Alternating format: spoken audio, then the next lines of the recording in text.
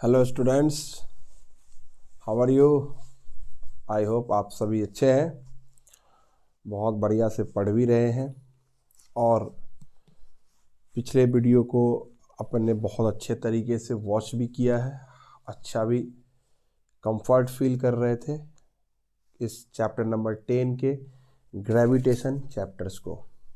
अब हम लोगों का जो आज का जो प्रोग्राम है, इसमें आज हम लोग पढ़ेंगे क्या बच्चों, फ्लूइड मैकेनिक्स, जो इंट्रोड्यूस है हमारा 9th क्लास के सिलेबस में, इसको पढ़ेंगे, जिसमें हम देखेंगे कि एक ही फोर्स का इफेक्ट अलग अलग होगा, कैसे प्रेशर बिहेव करता है, बायंसी क्या है, आर्किमिडीज के प्रिंसिपल्स किसको कहते हैं, और डेंसिटी और रिलेटिव डेंसिटी क्या है।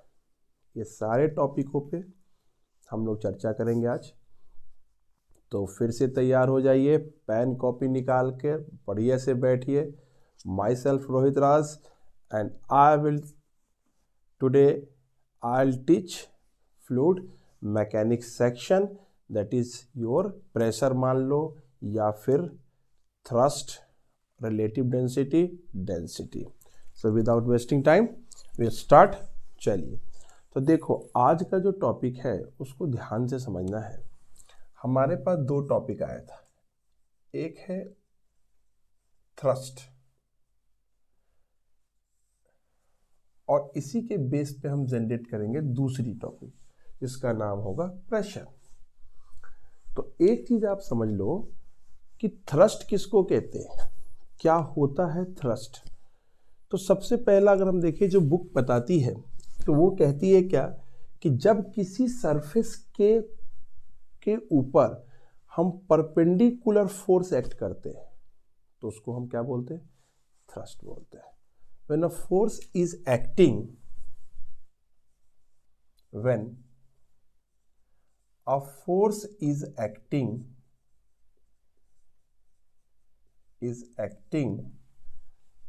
perpendicular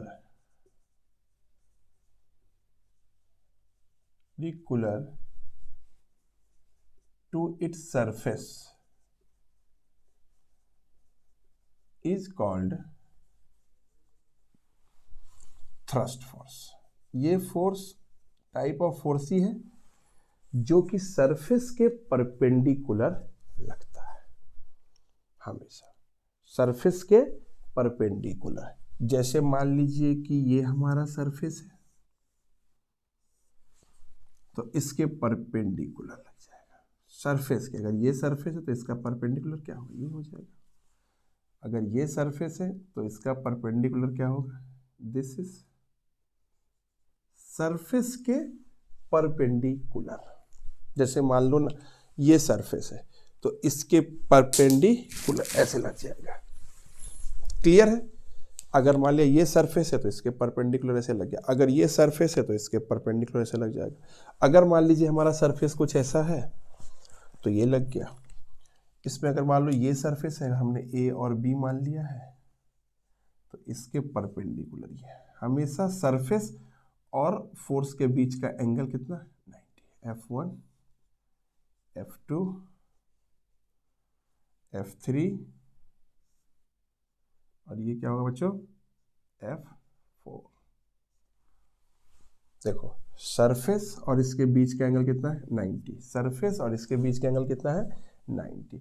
यानी सरफेस पे जब हम फोर्स परपेंडिकुलर डालते हैं तो उस फोर्स को क्या बोलते हैं, थ्रस्ट बोलते हैं। अच्छा, ये भी फोर्स है तो इसकी भी यूनिट क्या होगी, न्यूटन ही होगी। बहुत इंपॉर्टेंट कॉन्सेप्ट है, ऐसे ध्यान से इसको समझना पड़ेगा। जब तक ध्यान नहीं लगाएंगे तब तक काम कैसे होगा। अगर मान लीजिए हमको फोर्स समझाना है तो थ्रस्ट फोर्स एक प्रॉपर है। जैसे मान लीजिए कि ये कोई सरफेस है, हमने कुछ ऐसा सरफेस बना लिया और किसी ने इस पे ऐसे फोर्स लगाया है, इस having some angle with that, तो क्या ये थ्रस्ट फोर्स है, नहीं। थ्रस्ट फोर्स क्या होगा, ये वाला फोर्स। तो इसमें 1 वाला थ्रस्ट फोर्स है या 2 वाला थ्रस्ट फोर्स है, तो 2 is the thrust force. Thrust force, हमारा 1 वाला थ्रस्ट फोर्स होगा या 2 वाला थ्रस्ट फोर्स होगा, तो 2 इज द थ्रस्ट फोर्स। जो 2 होंगे वो हमारा थ्रस्ट फोर्स हो जाएगा। क्लियर हो रहा है? ये थ्रस्ट फोर्स हो जाएगा। अब एक चीज देखो, क्योंकि ये फोर्स तो हमारा कैसे लगता है, परपेंडिकुलर लग रहा है। मान लो मेरे पास एक ऑब्जेक्ट ऐसा है,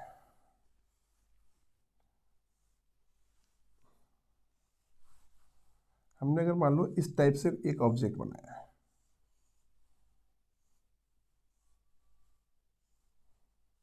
ये इस ऑब्जेक्ट की अगर मैं बात करूं तो आप ये समझ लो कि इसका भी जो लेंथ है, ये देखो ये कितना है, मान लो 30 सेंटीमीटर, ये मान लेते हैं 20 सेंटीमीटर, और ये मान लेते हैं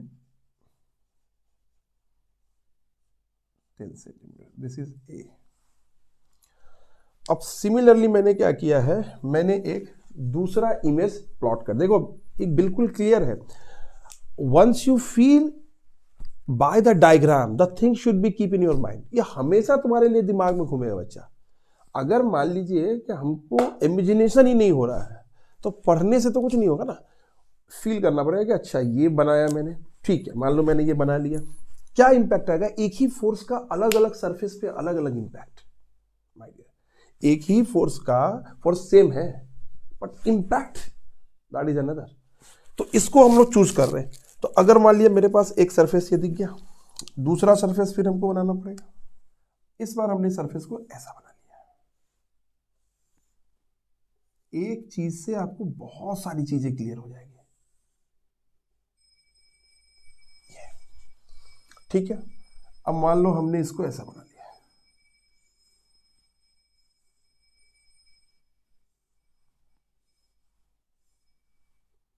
ये बना लिया। इसी को डायमेंशनिंग इज सेम हियर, ठीक है ना, डायमेंशनिंग इसका भी सेम है। मान लो ये 30 सेंटीमीटर, सेम डायमेंशनिंग, इसको मैंने रख लिया 10 सेंटीमीटर, और ये मेरा हो गया 20 सेंटीमीटर, सेम डायमेंशनिंग। इस दोनों डायग्राम में डिफरेंस क्या है, तो ये मेरा वर्टिकल है एक, और ये मेरा हॉरिजॉन्टल है। एक मैंने क्या कर दिया, वर्टिकल रख दिया, और एक मैंने क्या कर दिया, इसको हॉरिजॉन्टली प्लान कर दिया। नाउ व्हाट विल हैपन, देखिए इसका जो सरफेस है ये दिख रहा है अपने को, ए बी सी डी। मान लो इस सरफेस पे मैंने फोर्स लगाया, ये मान लो मैंने लगा दिया 10 न्यूटन ले लेते हैं, चलिए ये फोर्स। और इसी सरफेस पे देखो यहां भी परपेंडिकुलर लग रहा है 3 Newton. Impact will be different. यहां पे ये सरफेस एरिया है और यहां पे ये सरफेस एरिया है, तो यानी हमारा फोर्स कांस्टेंट है बट इंपैक्ट अलग है। इसी इंपैक्ट को हम लोग नाम देते हैं प्रेशर। क्या नाम देते हैं इसको हम लोग, pressure. Because pressure equals to क्या हो जाता है, देखो force upon what, area. Force upon area. Force देखो यहां भी 10 न्यूटन है, यहां भी 10 न्यूटन है, दोनों ही सरफेस के परपेंडिकुलर है। यहां देखो ये भी परपेंडिकुलर, ये भी परपेंडिकुलर, यानी दोनों ही सरफेस के परपेंडिकुलर है। बट द प्रेशर सेम है क्या, नहीं।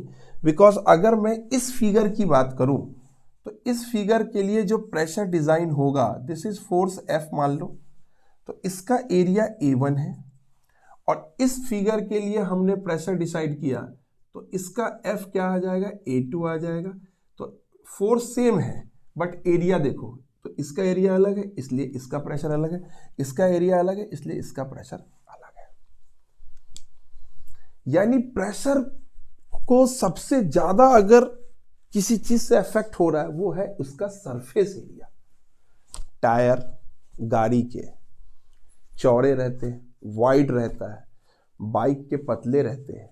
कौन ज्यादा प्रेशर बियर करेगा? जो गाड़ी के टायर हैं उनका विड्थ लेंथ ज्यादा है, देखो यहां पर सरफेस एरिया, प्रेशर कम बियर होगा। फोर्स सेम है, प्रेशर यानी जो एरिया है ए बी सी डी, और ये जो एरिया है ये वाला एरिया जो दिख रहा है, तो A2 is greater than A1, यही होगा ना। अगर ये वाला एरिया, मान लो इस एरिया का नाम हमने A2 दिया, इसका नाम हमने A1 दिया, तो A2 हमारा ज्यादा है A1 से। तो अगर मैं बात करूं A2 हमारा ज्यादा है A1 से, तो क्या आएगा इसके ऊपर? अगर ये वाला एरिया, ध्यान से देखो, ये वाला एरिया, आराम से ये वाला एरिया ज्यादा है, ये वाला एरिया ज्यादा है, तो ज्यादा को F से डिवाइड करोगे तो यहां पे कम आएगा। जैसे देखो ना, मान लो FP2 है, तो F मान लो मैंने ले लिया 10 न्यूटन, अब A2 तो A2 है,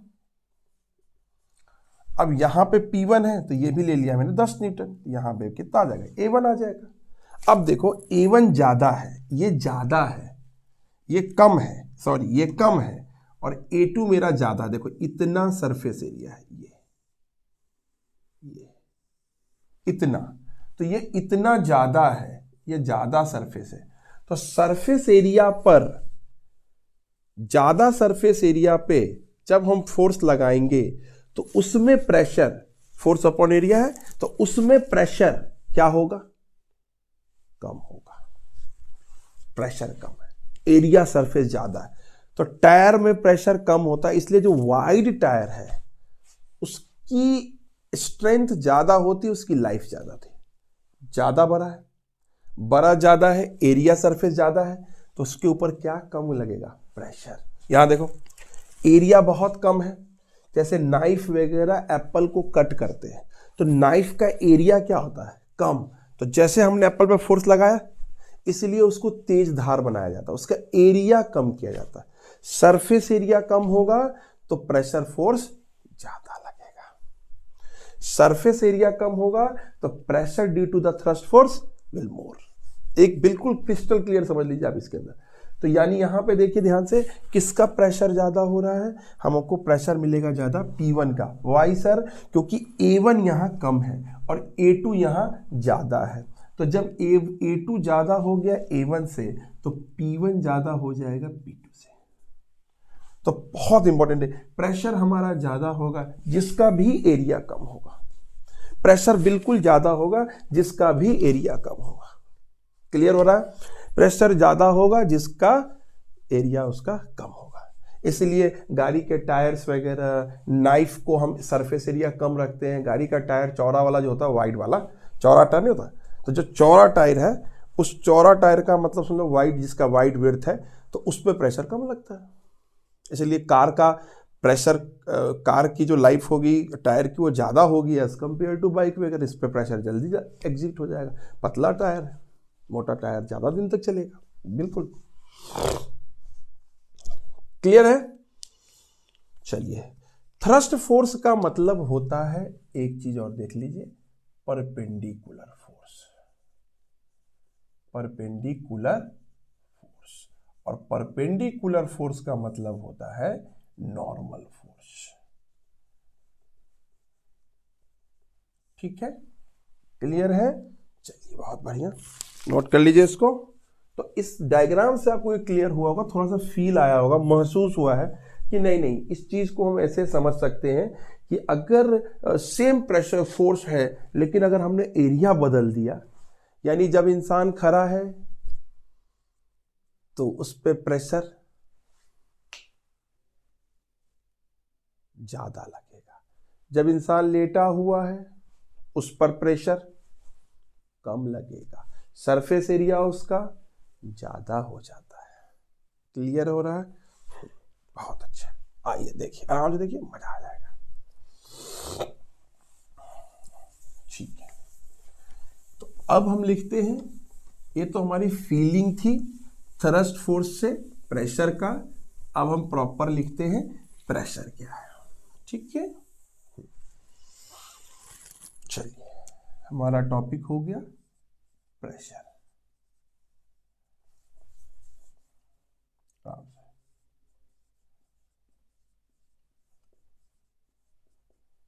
ये टॉपिक है pressure P normal force upon area, ये लिख सकते हो आप। नॉर्मल फोर्स को क्या लिखते हैं? थ्रस्ट अपॉन एरिया, ये भी लिख सकते हो आप। और क्या क्या लिख सकते हो? Perpendicular force upon area, this is the pressure.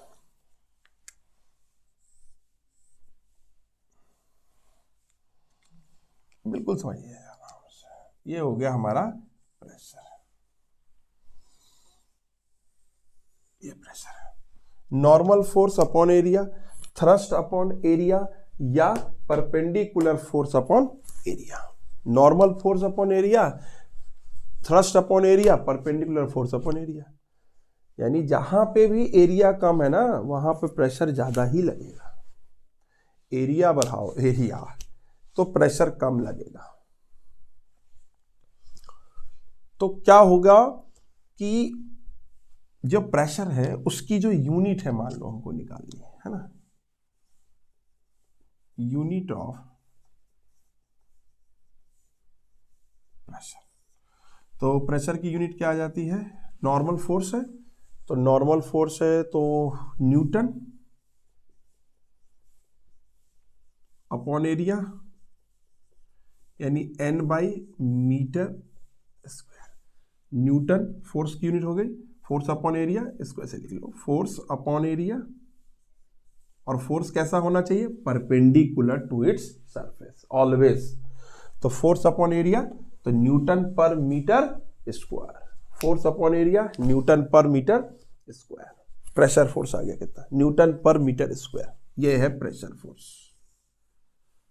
आराम से देखिए, बहुत आसान है, टफ नहीं है। बिकॉज एक बार एनालाइज हो रहा है ना कि हाँ सर एरिया अगर ऐसा है, तो अगर मान लिया एरिया मेरा कम होगा, फोर्स हम लगाएंगे तो वहाँ प्रेशर हमारा ज़्यादा होगा। अच्छा, इसीलिए नाइफ जो है उसका एरिया कम होता है, तो इसलिए उस पर प्रेशर ज़्यादा लगता है और इसलिए वो किसी भी चीज़ को कट कर देता है। ठीक है, चलो फिजिकल क्वांटिटी अगर मैं बात करूं, फिजिकल क्वांटिटी की बात करें अगर अपन, तो ये कौन सी फिजिकल क्वांटिटी है? प्रेशर। प्रेशर हमारा कौन सा फिजिकल क्वांटिटी है? प्रेशर हमारा फिजिकल क्वांटिटी है स्केलर। जो प्रेशर है वो कौन सी फिजिकल क्वांटिटी है? वो है स्केलर। अगर मैं फिजिकल क्वांटिटी की बात करूं तो जो प्रेशर है हमारा वो है हमारा स्केलर।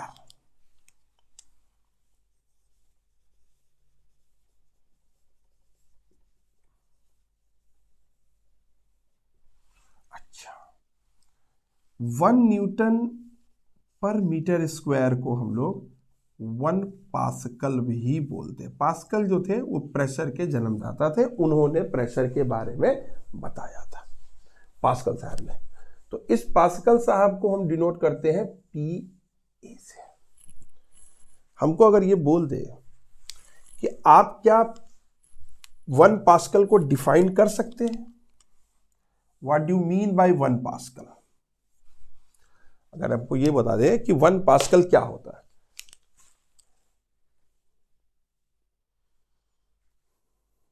1 मीटर स्क्वायर यानी यूनिट सरफेस एरिया में जितना 1 न्यूटन का फोर्स लगना 1 पास्कल प्रेशर को जन्म देता है। क्या बोला मैंने? अगर एरिया मेरा 1 मीटर स्क्वायर हो और उस पे 1 न्यूटन का फोर्स लग रहा हो, तो 1 मीटर स्क्वायर में जितना न्यूटन का फोर्स लग रहा हो उतना प्रेशर क्रिएट होगा पर यूनिट एरिया है। पर यूनिट एरिया मतलब 1 मीटर स्क्वायर में, 1 मीटर स्क्वायर में या 1 स्क्वायर मीटर में जितना फोर्स लग रहा है उतना पास्कल। जैसे मान लो हमारे पास है 6 स्क्वायर मीटर, ऐसे लिखो, या आप इसको 6 मीटर स्क्वायर भी लिख सकते हो। तो 6 मीटर स्क्वायर का कोई एरिया है, स्क्वायर है ना, 6 मीटर स्क्वायर का कोई एरिया है, ऐसा कर लो, ठीक है। इस एरिया में मान लो मैंने 10 न्यूटन का फोर्स लगाया, कितने न्यूटन का लगाया, 10 न्यूटन का, तो कितना पास्कल होगा वो, 6 मीटर स्क्वायर, यानी 1 मीटर, 1 स्क्वायर मीटर ले लो, हाँ, उस पर 10 न्यूटन का लगाया, तो प्रेशर आ जाएगा आपका 10 पास्कल। इसका मतलब ये हुआ, यानी 1 मीटर स्क्वायर में जितना न्यूटन का फोर्स लगाओगे उतना पास्कल प्रेशर आएगा।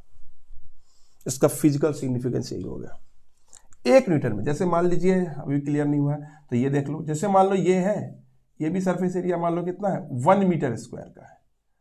अब 1 मीटर स्क्वायर में जितना फोर्स लग रहा है, मान लो किसी ने लगा दिया 3 न्यूटन, तो कितना पास्कल हो जाएगा pressure, 3 Newton per metre square का प्रेशर लगेगा। तो 1 मीटर स्क्वायर में जितना न्यूटन हमने प्रेशर फोर्स लगाया उतना प्रेशर एक्सर्ट हो जाएगा। और इसके ऊपर तो ऐसे ऐसे इन्वेंशन है जो कि प्रेशर आगे आगे इतना ज्यादा काम करेगा आपको, ये बहुत ज्यादा इंपॉर्टेंट टॉपिक हो जाता है। टॉपिक क्या है, डेली लाइफ के लिए भी बहुत इंपॉर्टेंट है। तो ये हो गया आपका प्रेशर जोन, क्लियर है, ये हो गया प्रेशर जोन, ठीक है। प्रेशर जोन आपका यही हो गया। अच्छा, जैसे मान लीजिए हमारे पास एक चीज और देख लो, जैसे मान लो ये हमारे पास पॉलीथीन है, इसमें हमने लिक्विड भर दिया है, कोई फ्लूइड भर लिया है। तो अगर हमने होल किया तो यहां से कर दो, यहां से कर दो, यहां से कर दो, यहां से कर दो, हर जगह से अगर होल कर दोगे और सेम फोर्स लगाओगे तो हर जगह से पानी बाहर आएगा, यानी हर डायरेक्शन में प्रेशर क्या होगा, सेम होगा। अगर ये मान लो एक पॉलीथीन ले लिया तुमने, पानी भर दिया, उसमें क्या किया तुमने, चूंकि एरिया फिक्स है, पानी भर दिए हो और तुमने उसके ऊपर से दबाया और 5-6 होल्स कर दो। प्रैक्टिकल एक्सपेरिमेंट कर लो घर पे, एक पानी का पॉलीथीन ले लो, पॉलीथीन में पानी भर दो और उसके 4-5 जगह पे उसको होल कर दो, ऊपर से उसको दबाओ, तो सेम थ्रस्ट फोर्स लगाया, एरिया सेम है, इसलिए हर डायरेक्शन से पानी निकलेगा। और मजेदार बात क्या है, in every direction the pressure will become same, कहीं से भी कम ज्यादा नहीं है। होल का डायमीटर नेगलेक्ट कर लो, मान लो इतना बड़ा भोम कर देगा, पूरा इतना बड़ा होल, इतना बड़ा, तब थोड़ी इक्वल इस डिस्ट्रीब्यूशन होल है, होल है, होल है, यानी इसका एरिया नेग्लिजिबल है, तो सेम प्रेशर एक्सर्ट होगा, सेम प्रेशर एक्सर्ट होगा। क्लियर हो गए? चलिए बहुत बढ़िया, नोट कर लीजिए। अच्छा, इसी को आगे जाके पढ़ोगे, इसी का नाम हो जाता है क्या है, पास्कल लॉ। अभी 11th 12th में जाएंगे तो इसका नाम हो जाएगा पास्कल लॉ, समझे? आपको मोटा मोटी तौर पे बता दिया, इसको बोलते हैं pascal law. Pressure everywhere same, ठीक है, नोट हो जाएगा, फाइन, क्लियर है? हाँ, चलिए इसको हटा देते हैं।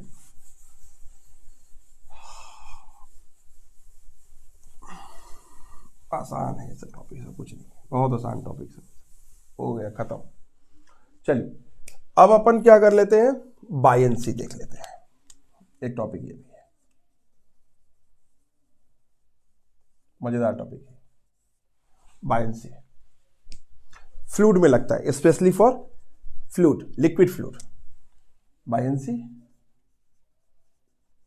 ए special case of liquid fluid. Special case किसके लिए है, लिक्विड फ्लूइड के लिए है, सभी के लिए नहीं है, लिक्विड फ्लूइड के लिए। जैसे पानी है, ऑयल है ना, पानी है, ऑयल है, सभी के लिए, ऑयल है, थिक ऑयल है, थिन ऑयल है, ठीक है। तो special case of liquid fluid. देखिए मजेदार बात क्या है, इससे पहले वाले वीडियो में आपने देखा था वेट के बारे में। किसके बारे में देखा था आपने? वेट। क्लियर समझ लेते हैं, 2 मिनट में टॉपिक क्लियर कर लेते हैं, 2 मिनट के अंदर अंदर काम खत्म हो जाएगा। वेट हमने थोड़ा सा मैं फोकस कर लेता हूं एक बार फिर से पिछले वाले को, ध्यान से सुनो। अब अगर मान लीजिए जाए कि मेरे पास कोई बॉडी है, weight force always acting vertically downward, याद रखना है, वेट भी एक फोर्स है, weight always acts vertically downward, हमेशा ऐसा। जैसे मान लो कोई बॉडी अगर ऐसी है, इस पे चिपका दिया तुमने इसको, तो इसका वेट ऐसा लगेगा, हमेशा downward.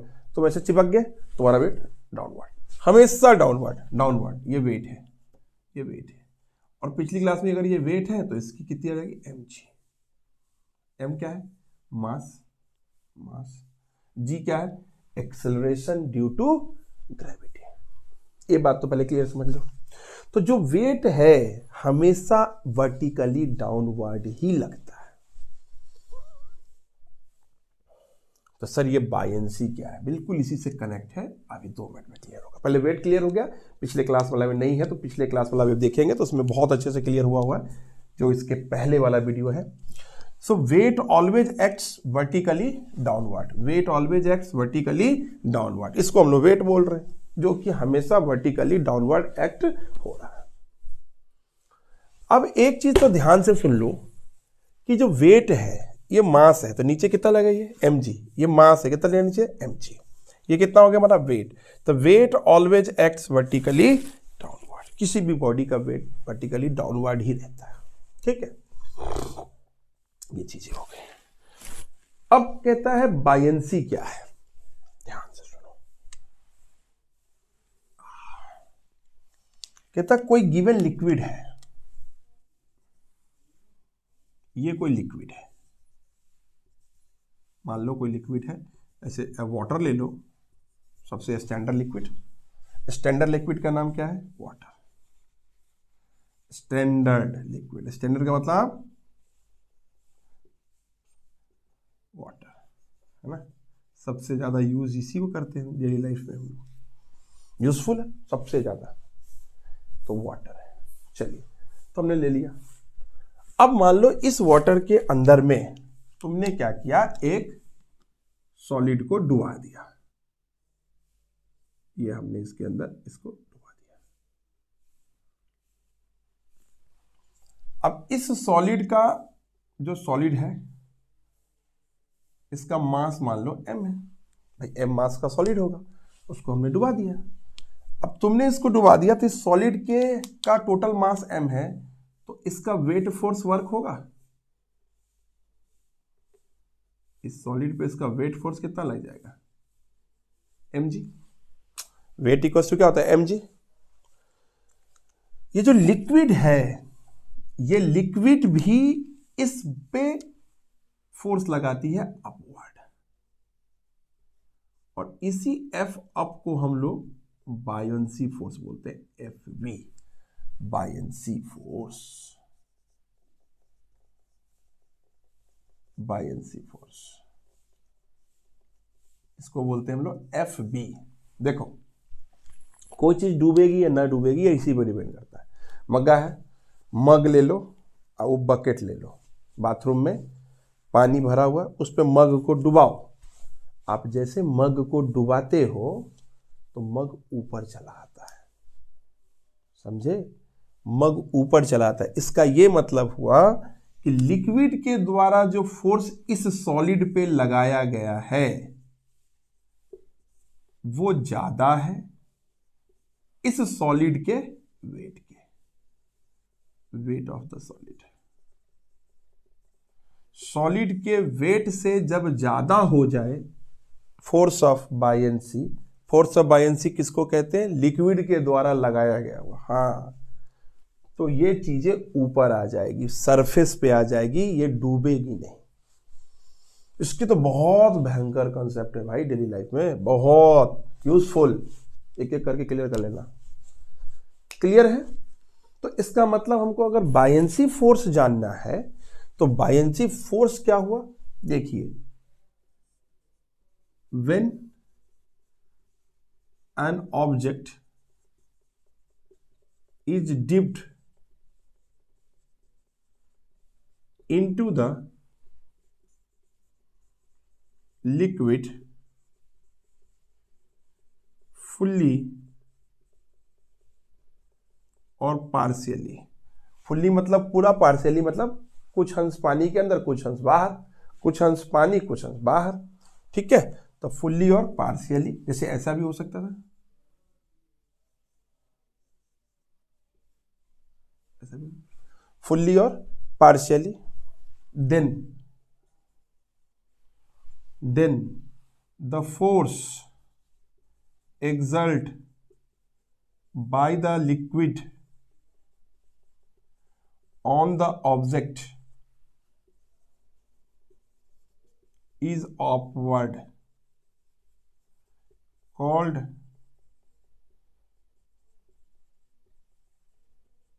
buoyancy force, and this phenomenon is known as buoyancy। यही घटना क्या कहलाती है, buoyancy कहलाती है। So when an object is dipped into the liquid fully or partially, then the force exerted by the liquid on the object is upward, called buoyancy force, and this phenomenon is known as buoyancy। ये buoyancy होगा। यानी liquid जब किसी भी solid के ऊपर जो force लगाती है अगेंस्ट द वेट अपवर्ड, उसको हम लोग बोलते हैं बायंसी फोर्स। इस बायंसी के बेस पे काम करने वाले सबसे पहला वैज्ञानिक आर्किमिडीज, सबसे पहला। आर्किमिडीज के जो कॉन्सेप्ट हैं ऑसम, उनको भी ये कॉन्सेप्ट कब समझ में आया था, जब वो बाथरूम में थे, when he was in bathroom, और उन्होंने उस मग को देखा, पानी के अंदर डुबाया, मग बाहर आया, और वो बाहर निकल के ऑन द स्ट्रीट जो था उनका जो स्ट्रीट था, खुद का स्ट्रीट, गली में, तो जब वो घूम रहे थे तो वो बाथरूम से बाहर निकल के उस गली के अंदर चिल्लाते दौड़े, यूरेका यूरेका यूरेका। एक बहुत बड़ा वर्ड है बेटा ये यूरेका, यूरेका, इसका मतलब होता है आई हैव गॉट। उनको जो खोजना था उन्होंने पा लिया। और एक बात सबसे बड़ा याद रखिए, इनकी इस इन्वेंशन का सबसे, वैसे तो जैसे जैसे साइंस डेवलप्ड हुआ है वैसे वैसे इन्वेंशन इनका बहुत निखरते गया। शिप की डिजाइनिंग हुई इनके बेस पे हुई, सब कुछ, ईच एंड एवरीथिंग जो फ्लूइड से रिलेट करता है, उसमें सबसे बेसिक फंडामेंटल जॉब है इसका, आर्किमिडीज का। बट सबसे पहले एट द टाइम जो सबसे पहले हुआ था, वो चेक किया गया था वहां के राजा के का जो क्राउन होता है, ताज, उसके अंदर गोल्ड की प्योरिटी, गोल्ड को ऐसे डुबाया जा रहा है। गोल्ड में कुछ मिला होगा तो उसका मास ज्यादा हो जाएगा, मास ज्यादा होगा तो वेट ज्यादा होगा, वेट ज्यादा होगा तो बॉडी डूब जाएगी। तो गोल्ड जो अगर नहीं डूबे, पानी के ऊपर फ्लोट कर रहा है, मतलब 24 कैरेट से। ये सबसे इंपॉर्टेंट इन्वेंशन था उस समय। जो पहली बार इनके जो मेथड है उसको यूज किया गया था क्राउन को चेक करने में कि ये प्योर सोना है या नहीं है, प्योर सोना है कि नहीं। ऊपर फ्लोट करेगा, व्हाट डू मीन फ्लोटिंग आएगा, तो मतलब क्या हो रहा है, उसका वेट ज्यादा। अगर किसी ने कुछ में मिलाया है, some external material to be added with the gold, what do mean, जैसे हमने कुछ ऐड कर दिया माय डियर, तो क्या होगा, उसका वेट बढ़ जाएगा और वो सिंक कर जाएगा, वो फ्लोट नहीं करेगा। सिंक फ्लोट, फ्लोटिंग कंसेप्ट है बायंसी, पानी के ऊपर। Can you imagine it? Once you think the object can be lie on the surface of the water, surface of the liquid, पानी के ऊपर, लिक्विड के ऊपर फ्लोट कर रहा है। How it is possible? Because surface क्या है इसका, पानी का सरफेस कैसा है, बिल्कुल फ्री है, कोई हार्ड नहीं है, कुछ नहीं है, उसके ऊपर फ्लोट करना। ये मिरेकल से कम नहीं था इन्वेंशन, इसलिए ये इतना बड़ा हार्ड वर्ड यूज करते दौड़ने चले। बहुत बड़े वैज्ञानिक थे इसके लिए, बायंसी पे, और इनके ऊपर काम भी बहुत हुआ। तो चलिए हम लिखते हैं आर्किमिडीज प्रिंसिपल, और इन्होंने सिंक और फ्लोटिंग कंसेप्ट भी दिया था।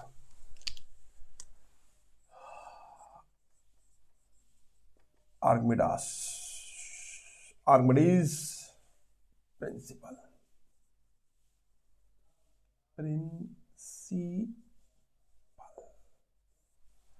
Archimedes principal. देखिए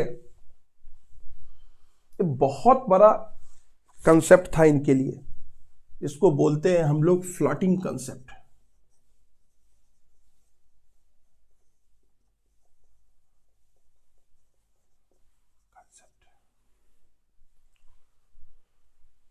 कोई ऑब्जेक्ट सिंक कब करता है? जब मान लो ये जो एफ अप है जो पानी पे ये लगा ऑब्जेक्ट पे पानी के द्वारा, और इसकी वैल्यू कम हो जाए उस object wait of the object के, लिख देता हूं वेट ऑफ सॉलिड के, यानी वेट ऑफ सॉलिड ज्यादा है इस बायंसी फोर्स से, तो ये निश्चित तौर पे डूबने वाला है, इसको कोई नहीं बचा सकता, ये सिंक ही होगा, ये डूब जाएगा, ये सिंक होगा। ये कंडीशन है अप्लाइड एफ अप। आप समझ रहे हैं ना बात को? अगर मान लिया कि इसका 10, मान लो ये जो मास है सॉलिड जो हमने यूज किया था, इस सॉलिड का अगर हमने ले लिया है क्या मास, तो अगर 10 kg ले लिया है तो इसके ऊपर जो वेट ट्रांसफॉर्म हो रहा है वो कितने का होगा? 100 न्यूटन का होगा। क्यों? क्योंकि m इंटू क्या होता है g, तो m कितना 10, ये कितना 10, अब ये कितना हो जाएगा 100, तो 100 न्यूटन बच्चा वेट लग रहा है। और अगर मान लो पानी जिसमें डुबाया गया उसने इस पे 80 न्यूटन लगाया है, तो ये डूबेगा ना, ये तो नीचे ही रह जाएगा, ऊपर जाएगा नहीं, सिंक कंडीशन हो जाएगा। सिमिलरली अगर मान लीजिए एफ अप ज्यादा हो या इक्वल भी हो सकता है, ठीक है, वेट ऑफ द सॉलिड है तो फ्लोट करेगी, निश्चित सरफेस पे आ जाएगी। जो शिप मैरीन डिजाइन होते हैं उसमें एफ अप ज्यादा होता है, इक्वल टू पे नहीं कम होता, वहां ज्यादा ही रहता है वेट ऑफ द सॉलिड से।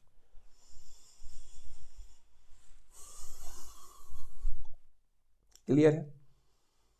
देखिए आर्किमिडीज का जो प्रिंसिपल था वो क्या कहते हैं, सो देखिए मजेदार बात है, बहुत अच्छा काम होने वाला है इसके बाद। वो ये कहते हैं कि जितना फोर्स लिक्विड के द्वारा एक्सर्ट किया गया है, देखो the force exerted by the liquid on the object, वो weight of the fluid displaced by the solid होगा। यानी तुमने जितना बाल्टी में पानी है, ठीक है, अब तुमने मग्गा डुबाया है, तो अब उस मग्गे पे कौन फोर्स लगाएगा? पानी।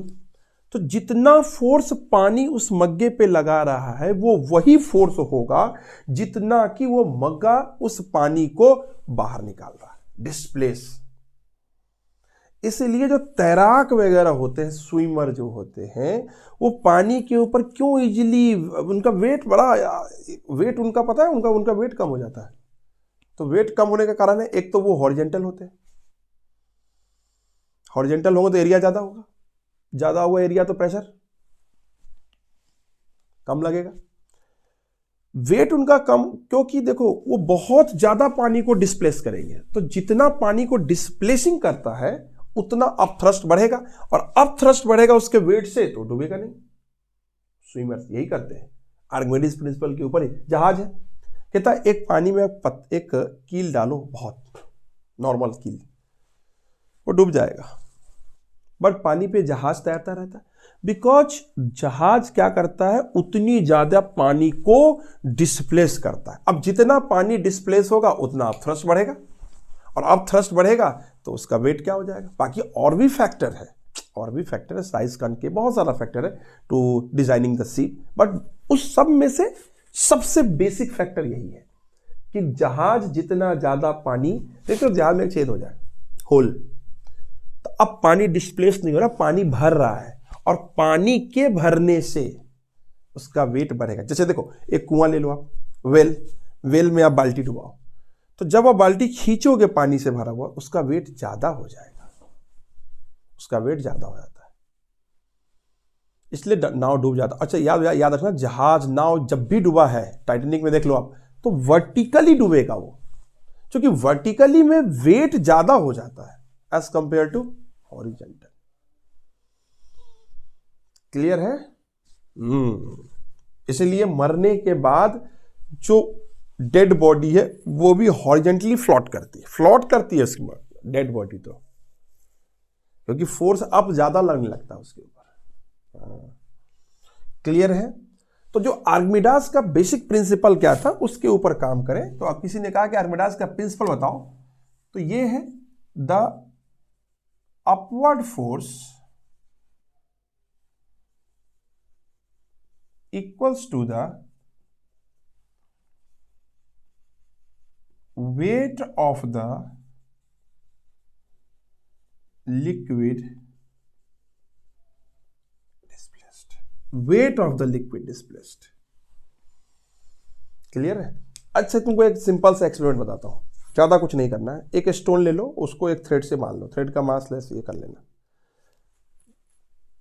एक बकेट में चाहे एक जार में, एक बार उसी सॉलिड को, थ्रेड को बाहर करके, बाहर में बिना डुबाए हुए बाहर में ऐसे करके करो, तो अब उस स्ट्रिंग का लेंथ चेक करना वो, और उसी को तुम पानी में डुबा के देखो, अब उसका चेक करो, तो पानी में डूबे हुए स्ट्रिंग का जो लेंथ होगा वो कम होगा।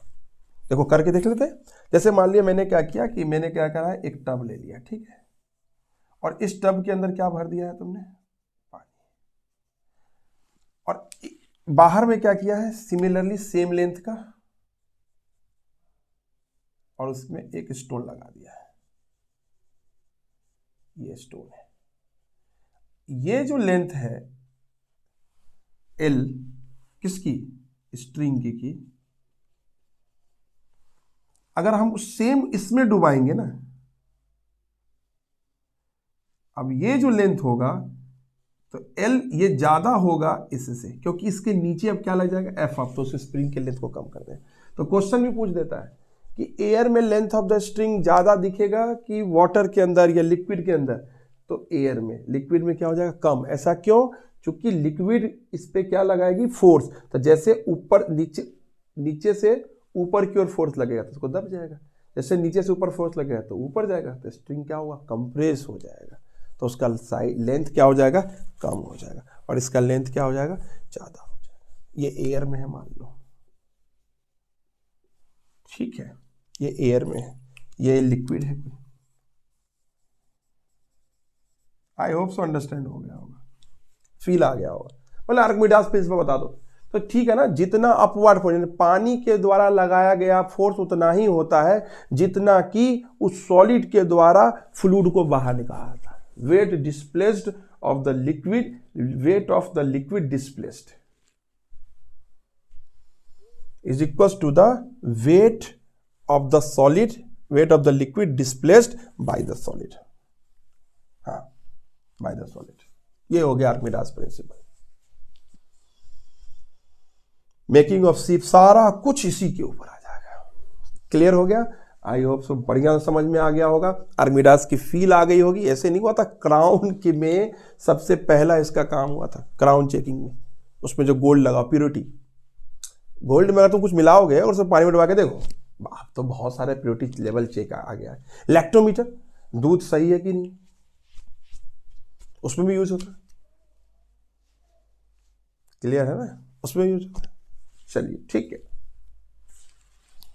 आई होप अंडरस्टैंड हो गया। अब एक छोटा सा टॉपिक है, उसको भी क्लियर कर लेते हैं।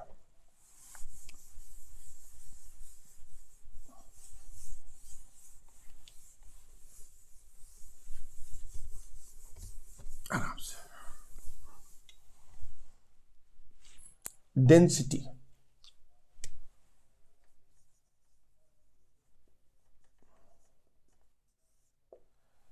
डेंसिटी को हम लोग डी से नोट करते हैं या ऐसा साइन कर लो आप, इसको रो बोलते हैं। ये ग्रीक लेटर है, ये इंग्लिश लेटर है, ग्रीक लेटर है, रो, ठीक है। तो density is equals to mass of the body upon volume, mass of the body upon volume, ये है डेंसिटी। तो अगर मान लीजिए मेरे को यहां से मास निकालना हो बॉडी का, तो क्या हो जाएगा, डेंसिटी इंटू वॉल्यूम, क्या निकलेगा, मास, यानी rho into V, this is M. तो अब मान लो मेरे को वेट निकालना है, जैसे मान लो ये कोई बॉडी है जिसका मास m है, तो इसके ऊपर वेट लगेगा किधर, नीचे की ओर, दिस इज w, क्या होता है वेट, mg, वेट क्या होता है, mg, तो m क्या हो जाएगा, density of this solid into what, volume of this solid multiply, so weight का फॉर्मूला क्या हो जाएगा, रो वी जी, रो वी जी, रो क्या है डेंसिटी, वी क्या है वॉल्यूम, और जी क्या है एक्सेलरेशन ड्यू टू ग्रेविटी, जी क्या है एक्सेलरेशन ड्यू टू ग्रेविटी। तो जहां जहां वेट आएगा वहां वहां ये होगा। जैसे ध्यान से देखो, अब मान लो मेरे पास ये लिक्विड, बहुत अच्छे से फील आ जाएगा, अब ये लिक्विड है, ठीक है, मैंने ये लिक्विड बना लिया, इस लिक्विड में मैंने ऑब्जेक्ट को डुबाया, मान लो मैंने इतना डुबा दिया पार्शियली, इतने हाइट डुबा दिया, और ये कोई ऑब्जेक्ट है ना, और इतना हाइट मैंने इसको डुबा दिया। अब ध्यान से देखो, तो वही कह रहे हैं कि जो अपवर्ड फोर्स है, force of buoyancy, weight displace, तो अब कितना वेट डिस्प्लेस हो रहा है फ्लूइड का, wait of the fluid displaced, wait of the fluid, इतना ही फ्लूइड, क्योंकि इतना ही पानी में डूबा हुआ है, तो जितना डूबा हुआ है उसी का वॉल्यूम लोगे आप, ये वाला देखो इतना डूबा है ना, तो इतना ही पानी बाहर जाएगा ना, ये इस साइज से पानी बाहर जाएगा, क्या पूरे साइज से जाएगा, मान लो ऑब्जेक्ट का साइज अगर इतना बड़ा है तो इतना बड़ा तो नहीं जाएगा ना, जितना पानी में डूबा है, मान लो इतना डूबा है तो इतना साइज जाएगा, इतना पानी बाहर आएगा, उतना ही एफ अप लगेगा, उतना ही एफ अप लगेगा, this is weight mg, weight of the fluid displaced, ये वेट ऑफ द फ्लूइड है। अब m क्या आ जाएगा, this is density of the fluid, यहां पे डेंसिटी ऑफ द फ्लूइड, देखो यहां पे मैंने डेंसिटी ऑफ क्या लिखा है सॉलिड, यहां पे क्या लिखो डेंसिटी ऑफ फ्लूइड, किस में डुबाया गया, उसमें डेंसिटी ऑफ फ्लूइड, कितना डुबाया गया उतना ही वॉल्यूम, तो volume of solid dipped into liquid, जितना डुबाया गया है इनटू क्या हो जाएगा, जितना डुबाया गया, इतना डुबाया गया तो उसका वॉल्यूम, इतना डुबाया जाएगा तो उसका वॉल्यूम, मतलब पूरा डुबा दिया गया तो फिर तो सॉलिड का वॉल्यूम और उसका वॉल्यूम जितना डुबा था सेम होगा, तुमने पूरा डुबा दिया था, जितना सॉलिड, समझ रहे हो ना बात को, पानी है उसमें तुमने पूरा डुबा दिया उसको, तो फिर उसका जो वॉल्यूम है वो उतना ही होगा जितना फ्लूइड डिस्प्लेस होगा, लेकिन तुमने आधा इतना डुबाया है तो जो सॉलिड का वॉल्यूम है अभी वो ज्यादा है फ्लूइड के वॉल्यूम से, जितना फ्लूइड डिस्प्लेस हुआ था, जितना डूबेगा उतना डिस्प्लेस होगा, तो क्लियर है ना, ओके फाइन फाइन फाइन, हाँ सर क्लियर है, क्लियर है, क्लियर, बहुत अच्छा, चलिए बहुत सुंदर। इसमें एक छोटा सा टर्म आ जाता है, इसको नोट कर लीजिए, पहले आप कर लीजिए इसको नोट। अच्छा एक चीज और देख लीजिए, हाँ वो याद आ गया, याद आ गया, देखिए डेंसिटी,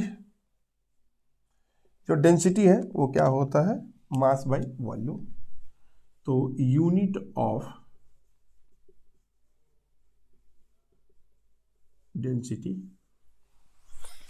वो कितना होगा, तो डी बोलो या रो बोलो, मास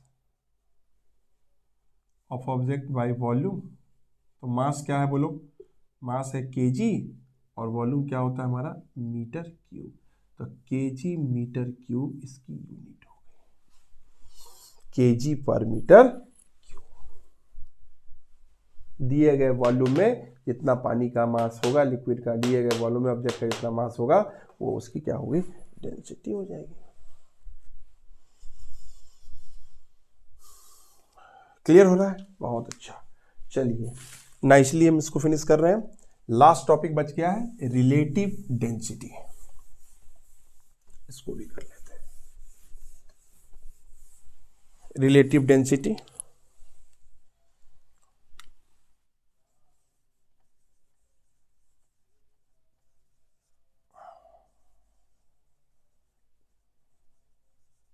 रिलेटिव डेंसिटी। रिलेटिव डेंसिटी क्या होता है? देखिए ये रिलेशन है, तो सबसे पहला तो काम कर लीजिए आप, रिलेटिव डेंसिटी मान लो मैंने RD लिख दिया, equals to density of fluid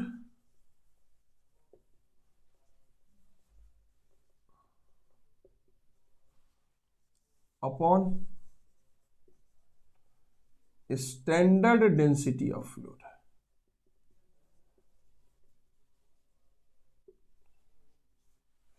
ये है रिलेटिव। स्टैंडर्ड डेंसिटी क्या होता है? वाटर। स्टैंडर्ड फ्लूइड क्या है? स्टैंडर्ड फ्लूइड क्या होता है? वाटर। वाटर की डेंसिटी क्या होती है?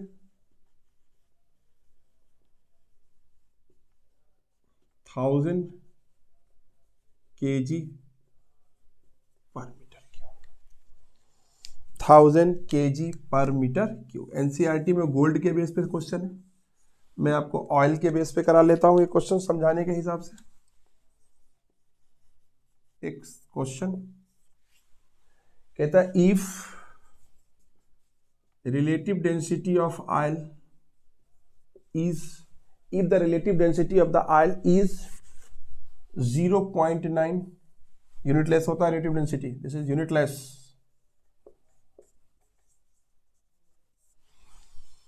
then find the density of oil। अगर रिलेटिव डेंसिटी ऑयल का 0.9 है तो डेंसिटी ऑफ ऑयल कितना होगा? फ्रॉम फॉर्मूला रिलेटिव डेंसिटी का,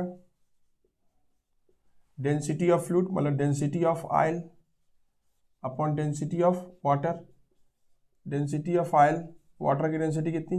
1000, रिलेटिव डेंसिटी की वैल्यू कितनी देखें? 0.9, डेंसिटी ऑफ ऑयल अपॉन 1000। बहुत काम देगा ये डाटा आपको। ऑयल का डेंसिटी निकालोगे तो क्या करोगे आप? क्रॉस मल्टीप्लीकेशन करोगे, यानी इसको इससे मल्टीप्लाई करोगे तो 0.9 इंटू 1000, एक पॉइंट से 10 आ गया, एक जीरो से जीरो मर गया, 9 इंटू 100 कितना आ गया? 900 kg पर मीटर क्यूब। तो this is density of oil, यानी ऑयल की डेंसिटी वाटर की डेंसिटी से कम होती है। डेंसिटी कम है किसका है? ऑयल का, इसलिए ऑयल की का जो वॉल्यूम होगा वो ज्यादा होगा। यानी एक डब्बा है जो कि सेम वॉल्यूम का है, लेकिन उसमें आप ऑयल डालो, एक में वाटर डालो, वाटर ज्यादा आएगा ऑयल की तुलना में। वाई? ऑयल कम आएगा, सेम अमाउंट ऑफ बॉटल है, अगर उसकी लेंथ डायमेंशनिंग सेम है, फिर भी ऑयल की संख्या, ऑयल का जो अमाउंट होगा, क्वांटिटी जो होगी वो कम आएगा as compare to water, because water की डेंसिटी ज्यादा होती है as compare to oil. Density ज्यादा वॉल्यूम कम, डेंसिटी ज्यादा वॉल्यूम कम, क्योंकि density goes to mass upon volume. Volume ज्यादा डेंसिटी कम, डेंसिटी ज्यादा वॉल्यूम कम। ठीक है, क्लियर है? मास तो कांस्टेंट है, तो डेंसिटी ज्यादा तो वॉल्यूम कम हो जाएगा। तो density of water, density water की डेंसिटी ज्यादा होती है, इसलिए वाटर को कम वॉल्यूम लग जाता है, ज्यादा हटेगा। ऑयल का देखो डेंसिटी कम होता है तो वॉल्यूम उसको ज्यादा लगता है। So that's all my dear students. Hopefully मैंने पूरे तरह से इस सिलेबस को बाइंड कर दिया है। ये आपका लास्ट टॉपिक था, चैप्टर नंबर 10 ग्रेविटेशन वाला टॉपिक में, जिसमें 2 सेक्शन आए थे। एक तरफ आपका ग्रेविटेशनल था, एक तरफ आपका फ्लूइड मैकेनिक्स था। इस दोनों टॉपिक को मैंने बाइंड कर दिया है। आप इसके बेस पे न्यूमेरिकल कर सकते हैं। एनसीईआरटी की बुक माय प्रेफरेंस लेवल पहला यही है, आप तुरंत इस थ्योरी को पढ़ के एनसीईआरटी लगाएं और अपने कमेंट बॉक्स में जरूर डालें।